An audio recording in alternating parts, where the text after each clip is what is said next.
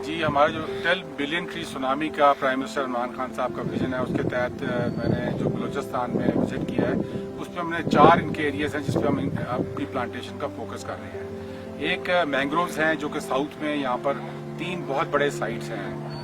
एक बियानी होर है, उसके बाद जीवानी का साइट है और एक और बहुत बड़ा साइट है यहाँ पर मैंग्रोव्स का।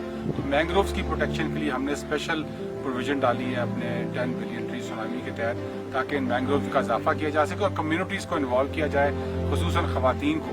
एक बड़ा हमारा नॉवल वहाँ पर प्रोजेक्ट चल रहा है जिसमें ख़वातीन को मैंग्रोव्स की प्रोटेक्शन के लिए हायर किया जा रहा है और साथ साथ उनको जो ज़्यादा अच्छा प्रोटेक्शन करता है उस पर उनको सिलाई मशीनें भी बांटी जा रही हैं। उनके लिए बहुत बड़ा इंसेंटिव था और उससे हमारे मैंग्रोव्स की प्रोटेक्शन हो रही है। ये इंशाल्लाह एक प्रोजेक्ट है जिसको हम अपस्केल कर रहे हैं और इसको मैंग्रोव्स को हम यहाँ पर जो बलोचिस्तान के मैंग्रोव्स हैं उनको हम प्रोटेक्ट करेंगे 10 बिलियन की सुनामी के तहत।